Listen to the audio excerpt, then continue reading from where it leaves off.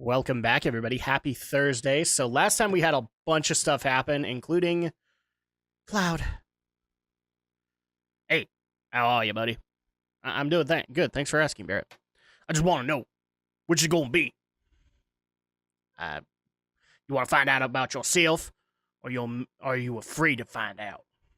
Either way, you stay around here, and about all you can do is worry about it. Even if you do go nuts again when you see Sephiroth.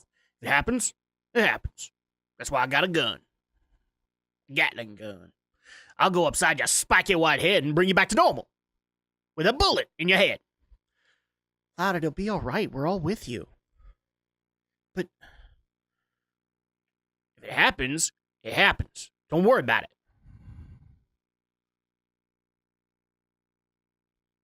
Words of wisdom from Barrett. You're right. He's right, isn't he? Come on, let's go and find Aeris. I did like the fact that he actually added that at the end. So, happy Thursday, everybody. Last time, we took care of the Temple of the Ancients. We secured the Black Materia, only to give it to Sephiroth. And now Aeris has gone off on her own to stop him and doesn't know that he's right on her heels. So, we need to go find Aeris. And actually, you guys can tell right there, I did a little bit of a grinding break because now we're getting to a point where I personally like to have the characters as high as we possibly can because grinding time gets very few and far between from this point. I know that I'm fairly high level. A few of you guys have actually said, like, you really think you need to be 60 in Disc 1? No, but I am, and I like being prepared. So that's why that happened. But yeah, happy Thursday, everybody. So as we make our way to the northernmost continent, that's where Aeris is gone. That's where the forest that she actually talked to us in the dream is. We're just making our way via the Tiny Bronco to the northernmost continent to help find her, or to find Aeris and warn her about Sephiroth, since he is on her heels and feels like we should take care of her. Well, that's not good, now is it? I hope everybody's had a good week so far, in reference to the Happy Thursday, because I know it's the middle of January. A lot of people are kind of like me, where we're trying to get through the month, but it gets difficult every week. It's like, why can't January end? Not in the concept of work. I love what I do. But as I've said a couple times in other videos, winter months are not fun for me. That's when a lot of the depression and a lot of discouraging things start happening for me in January. So at that point, I'm just trying to get through the months. So here's the northernmost continent, and this is actually where we need to go. Into this, what looks like a corpse of a T-Rex. Yes, we're going into the corpse of a T-Rex. How do you feel about that? So welcome to Bone Village. The lunar harp is somewhere in the ground here. We can excavate it for you if you want us to.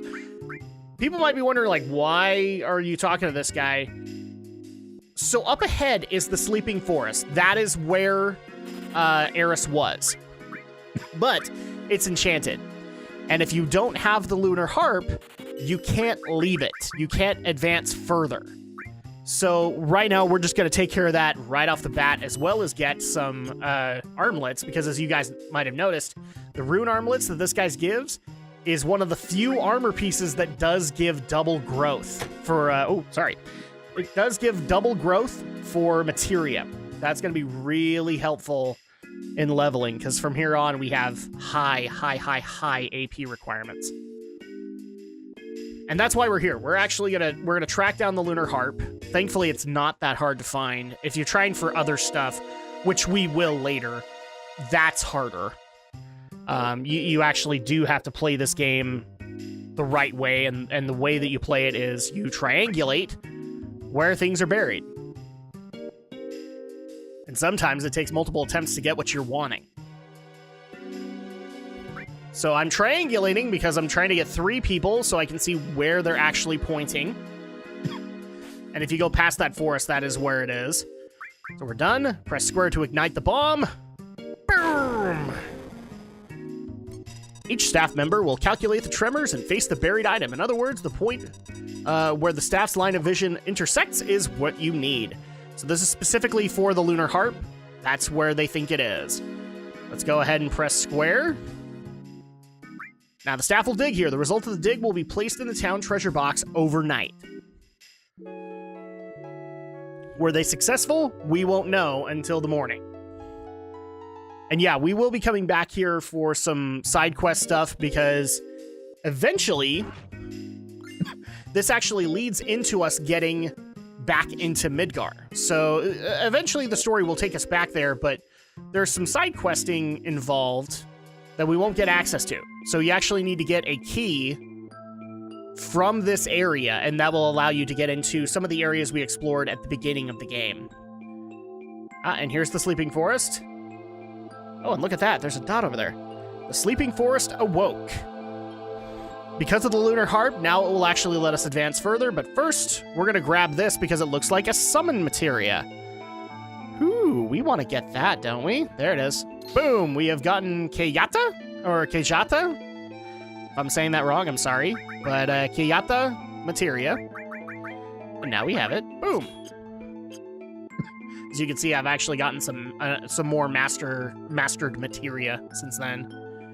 And now we can enter the Coral Valley, which leads us into the City of the Ancients, which is where Aeris actually went. I will admit, this was actually a cool segment of the game because it actually felt like they were going to do some legit Ancients lore. And I'm not saying they don't. They do. And it's awesome. But the bottom line is this is stuff that you've kind of been wanting for a majority of this game. You know, like there's been this hint of is Sephiroth and Aeris being ancients, and then we found out at the Temple of the Ancients, Sephiroth technically isn't one. So what is he? We don't know. Oh, jeez. Excuse me. It's obviously cold season, and I'm the last one in the family to get it. Oh, jeez. I was hoping not to cough during all this, but, well, you know, it's the way it goes. So we go further north. I think this is the only... Nope, there's a little bit more. But this is actually a cool vantage. So this is supposed to be the City of the Ancients that you're looking at. Holy moly. It's like completely decked in nature. Like natural structure. So buildings made completely of nature. So almost like their magic kind of carved it out and made it what it needed to be. Kind of like the Night Elf structures in World of Warcraft. That's how it's supposed to be. So I keep going. And you end up in kind of a crevice right next to Bone Village. And right there is the City of the Ancients. So really cool. And believe it or not, we're actually at endgame for Disc 1. We're getting ready to finish it. So welcome, everyone, to the City of the Ancients. The long-forgotten, long-derelict City of the Ancients. I cannot begin to tell you, like, when I heard this music for the first time, it's actually one of my favorite tracks in Final Fantasy VII, and it's because of the fact that everything here feels alien to everything you've seen in the game to this point. It feels like an advanced culture, but it's entirely naturally based. And actually, around the time when I got into when I played Final Fantasy VII and really got into it, I was into a sci-fi series called Babylon 5, for kids who don't know what that is, which also did kind of an interesting take on that. Like, a lot of the more advanced races beyond humans in that were natural. Like, they actually had living ships. They had ships that were made of biomatter and could heal themselves and could be scarred and had organs that were basically their engines and all that. And I was seeing that and then seeing this at the same time. I'm like, holy crap, that's an amazing idea. Using actual, like, biology as technology. And since then, I've always loved an anime or a TV show or a movie that tries to incorporate natural technology. I've always liked that concept. That's about as, like, I'm not trying to be mean with this, but it's about as tree hugger as I get, because there's one thing that's been ingrained to me, I don't know for how many years, of like my family being tech junkies, is listening to my dad actually say, like, you know, technology is great and all, but really what we're trying to do scientifically, like the most complex processor, the most complex computer you could ever create would be the human brain. And so at that point, like, as a kid, I'd be like, whoa. So like these technology, these races, these superior beings actually were able to crack it. They are at the pinnacle of technology. Like that, you don't get more advanced than that. To me as a kid, there's problems now, but do you think the people who used to live here used it? Hey, let's rest a bit. I'm tired.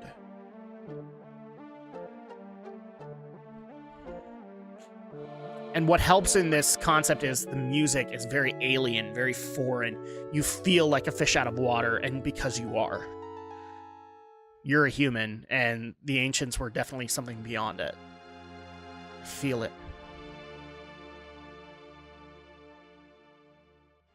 Cloud, what's wrong? Aeris is here. And so is Sephiroth. How do you know that? You're saying it's not just Aeris, but Sephiroth too? How did you find out? That's what I was asking. It's not an excuse. I feel it in my soul. That's not very accurate. If that's true, then we've got to hurry. We've got to get to Aeris. Right. Let's hurry and find Aeris. Now, another cool part about this segment is, like, usually we kind of fade to black for every building. This one, I think they were trying to make everything go seamlessly, and it didn't work out so well. But it's really cool to not have, like, everything go dark. Instead, just transition into the next map. Aeris's voice. It's coming from there?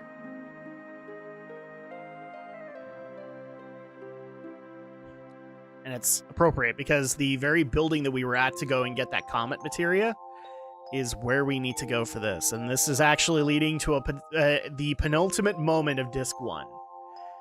The moment that everybody talks about for Final Fantasy VII. I won't spoil it just yet for the new people. But I hope especially that my buddy Brinton Volley is watching, because, again, he kind of gave up around this point. I don't know if he actually ever saw this moment.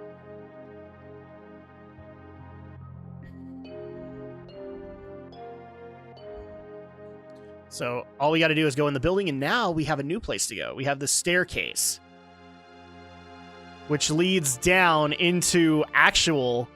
This is why the ancients and natural technology is so cool to me. It's like, holy crap. Now, this looks very technological. This looks like an advancement. This looks like something we can actually comprehend. Ah, crap. I went the wrong way. And there is a save point here, almost as if we're probably going to have a fight or something like that on our hands. So here we go. This is a big moment. I really don't want to spoil it for people, so I'm kind of keeping quiet because of that. But we are in the Forgotten City. And, oh, look over here. We have places to go.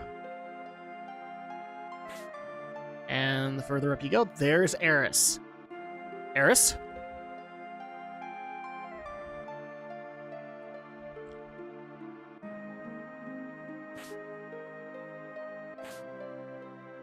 Go to her, Cloud. Even though I totally want you to hook up with Tifa. But you can go to her this time. I'm alright with it. And it looks like she's just praying here. Uh-oh. Looks like something's taking hold of Cloud. What's going on? We gotta get out of here. Oh, why are you pulling your sword out, Cloud? Why are you doing this? Wait, what are you doing? What? No, don't you dare. No, don't you dare. Don't strike her down. Don't do it. No! Stop! What are you making me do?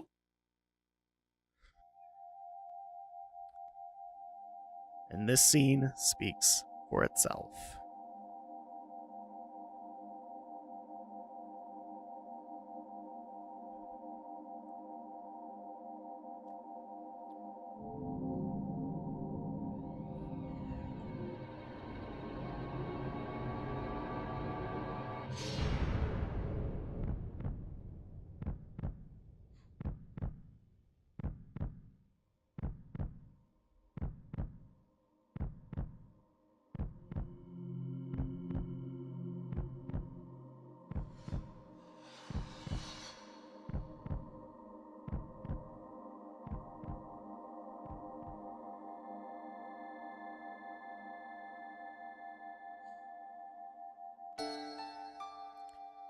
You know, everyone has a story of when they first saw this. I wish I could say mine was prominent. I wish I could say that mine was the most awesome of all of them. But I was sitting in a couch, 2 in the morning, and even I couldn't believe what had just been done. I'm not the biggest fan of Aeris, but she didn't deserve this. Aeris! This can't be real. Do not worry. Soon the girl will become part of the planet's energy. All that is left is to go north. The promised land waits for me over the snowy fields. There I will become one with the planet by uniting with it, as will this girl. Shut up! Cycle of nature and your stupid plan don't mean a thing. Aeris is gone. She'll no longer talk, no longer laugh or cry, or get angry. What about us? What are we supposed to do? What about my pain? My fingers are tingling. My mouth is dry. My eyes are burning.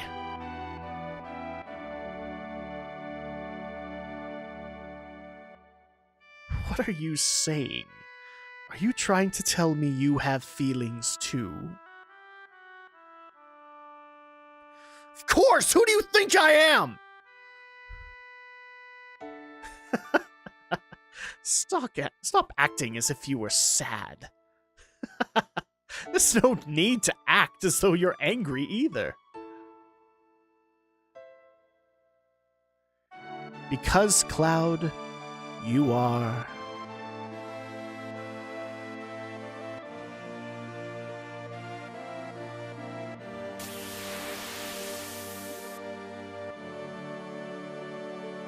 not the most Oscar-worthy performance, but there you go. Yeah, I wish I could say I had a prominent story like a lot of people have made it out to be. I was sitting on my couch, and even I couldn't believe what had been done. This is the first time a U.S. audience, especially a majority, a broad audience, got to see a death of a Final Fantasy VII or a Final Fantasy main character. For Final Fantasy fans, it wasn't the first. I would actually dare say probably 4 was the first where we saw the death of Tello. But for a lot of people, this is a death that to this day is considered one of the best moments in video game history. I don't know if I'd go that far, but it is a powerful one. The only reason I wouldn't go that far is because in Final Fantasy, I can name a number of others. Tello's death in particular. I could also name Galif's death in 5. There are a couple of others, even in later games, that are a little bit more impactful than this. And that's it. The boss isn't necessarily all that hard. I think it was intentionally made that way, too. I think Square Enix literally looked at this and said, we need to make this as impactful as possible, and then we need to make this fight not need so much mental process. Because you are a puppet. I'm a puppet?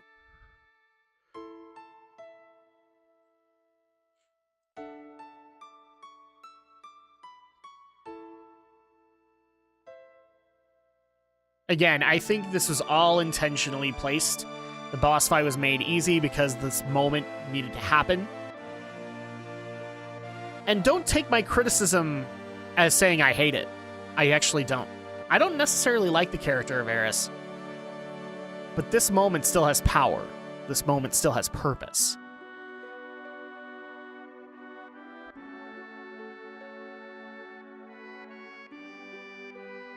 The only thing that makes this a happy moment for me is that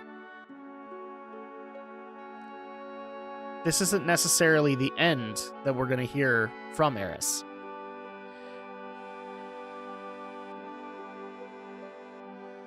But don't take that the wrong way. It's still a death. It's still powerful.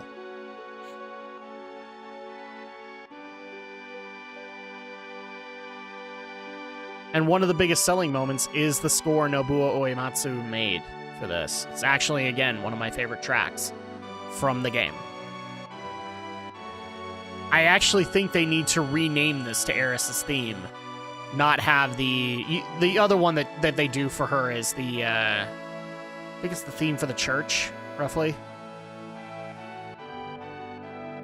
And this needs to be Aeris' theme.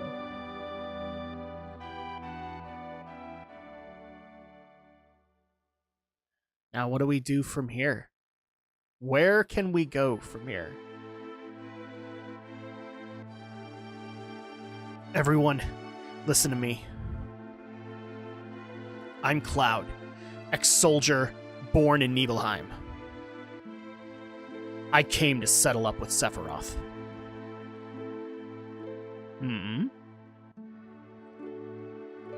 I came here by my own free will. So I thought. However, to tell the truth, I'm afraid of myself. There's a part of me that I don't understand. That part of me made me give the black materia to Sephiroth. If you hadn't stopped me, Aeris might have been... There's something inside of me, a person that's not really me. Can you tell him I'm playing on a PS3? Jeez, forgot to cut that out. Well, I can't really cut it out because we're in a scene. That's why I should quit this journey. Before I do something terrible.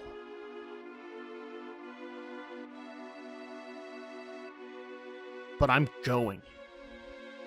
He destroyed my hometown 5 years ago. Killed Aeris. And is now trying to destroy the planet. I will never forgive Sephiroth. I must go on. I have a favor to ask of you. Will you all come with me? Save me from doing something terrible. But Cloud... I don't know how Aeris tried to save the planet from the meteor. And I guess now, we'll never know. But we still have a chance. We must get that black materia back before Sephiroth uses it. Let's go. And that ends Disc 1.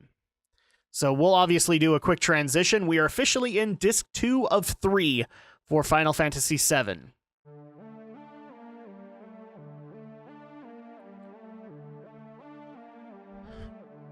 And welcome to Disc 2, everybody. So now we have a new goal. Sephiroth, which way did he go? And that is, take revenge. Ah!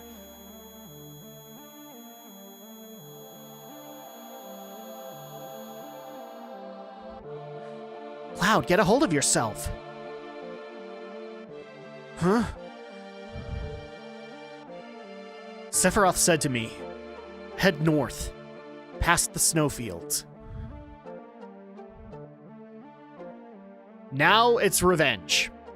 Not just for 5 years ago, but for Aeris. Now we deal with a whole other problem. The black materia is in Sephiroth's hands. There's not a whole lot that we can do about it. except get it back. And this is actually where, in my opinion, the story of Final Fantasy VII gets good. A lot of cool moments are going to happen in Disc 2. Excuse me. A lot of cool moments are going to happen, and it's pretty much the experience that defines it for me. But unfortunately, we've run out of time this week. So when we get back, we will continue past the snowfields to take care of Sephiroth. We'll see you then.